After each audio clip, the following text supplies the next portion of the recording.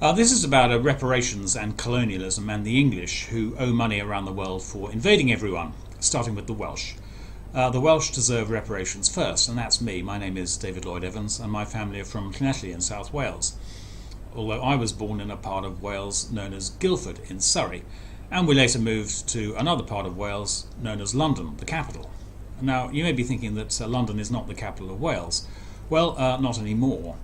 But the Welsh once occupied the whole of Britain 2,000 years ago, and we let the Romans in to build us some bathhouses, and then we kicked them out.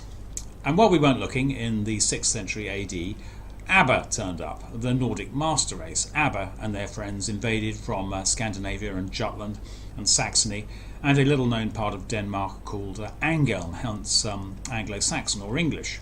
And they pushed us off our rich, fertile pasture lands and into the hilly coastal regions of the west and the north, where you can still find Welsh place names. Glasgow, for example, means blue meadow in Welsh. And the invading Nordics had this word for us, Welsh, which means foreigner in their language, in Anglo-Saxon, which is a bit rich. Foreigners arrive, steal our land, and call us foreigners. So Welsh is xenophobic. Welsh, the word Welsh, is hate speech. Welsh people actually call themselves Cymraeg.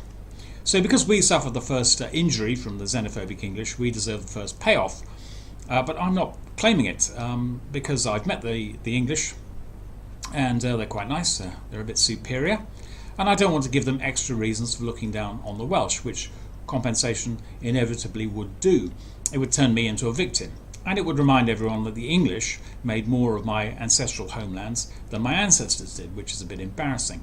And it would reinforce the status of Wales as an apartheid enclave. The word Wales basically means a native reservation where the incestuous cave-dwelling Aboriginals can pursue their alcoholic ways without contaminating the master race next door, although the master race next door will occasionally visit to buy craftwork and trinkets. Now, I don't want to perpetuate that second-class version of Wales, which reparations would do. I also don't really like the legal structure of reparations. My ancestors were hurt by your ancestors, so pay me. That's not justice, that is a ghost story. Yeah, it's just too easy to say you didn't injure me, but you owe me, you're in breach of contract. But where is this contract? I didn't sign it and you didn't sign it. So it's a fiction. But who's enforcing this fiction? It's not individuals, it's governments and politicians. So if you're in a former colony and your leaders are applying for reparations from the English, you won't get any. Even if the English pay, and they may do, because they may want to think more highly of themselves, and it's rather majestic to apologise to everyone in the world and pay them all off.